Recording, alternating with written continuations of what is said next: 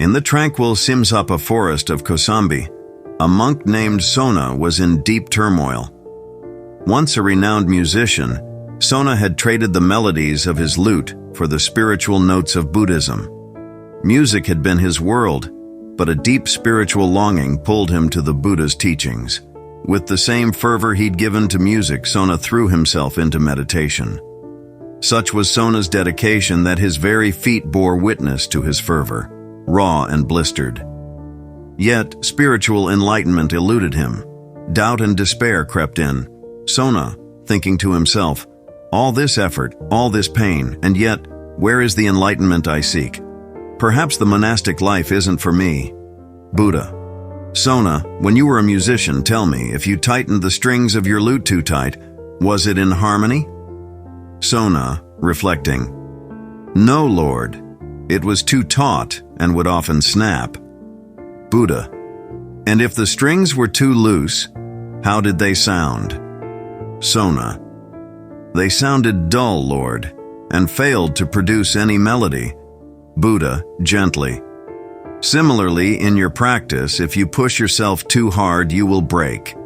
If you don't push at all, you won't progress. Find the middle way, just as a lute produces the most beautiful sound when its strings are neither too tight nor too loose. Sona's eyes lit up with understanding. The weight of his self-imposed expectations seemed to lighten. The music, which once flowed through him, now provided the wisdom he needed. Taking the Buddha's advice to heart, Sona adjusted his practice.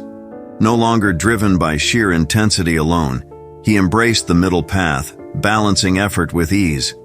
And in that delicate balance, just as a perfectly tuned lute, Sona found the harmony of his soul, echoing the eternal notes of enlightenment. The middle way of effort offers several profound lessons. 1. Balance is key.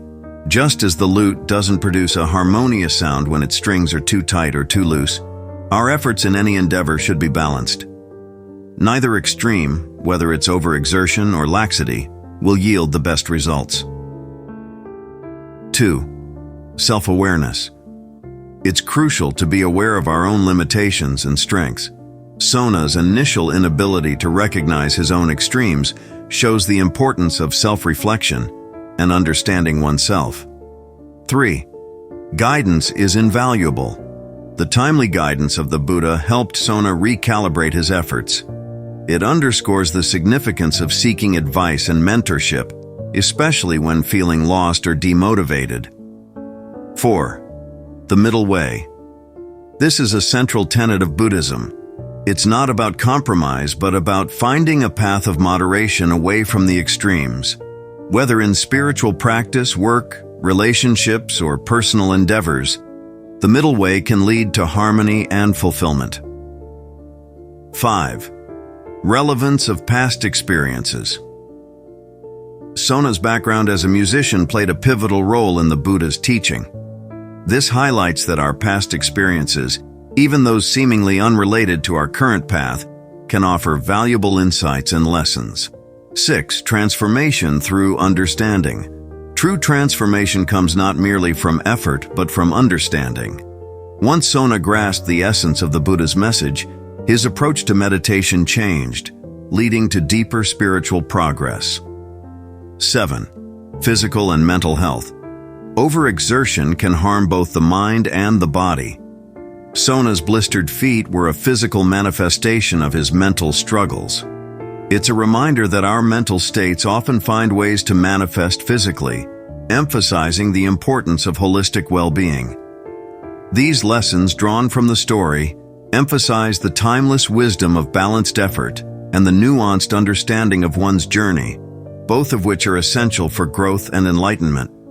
As the melodies of our lives play on, may we always remember the lesson of the lute. In the symphony of our endeavors, it's the balance between effort and ease that crafts the most harmonious tune. Thank you for joining us on this journey through the wisdom of ancient teachings. If Sona's story resonated with you, consider subscribing and sharing this video with others seeking balance in their lives. Until next time, may you walk the middle way and find your own harmonious tune.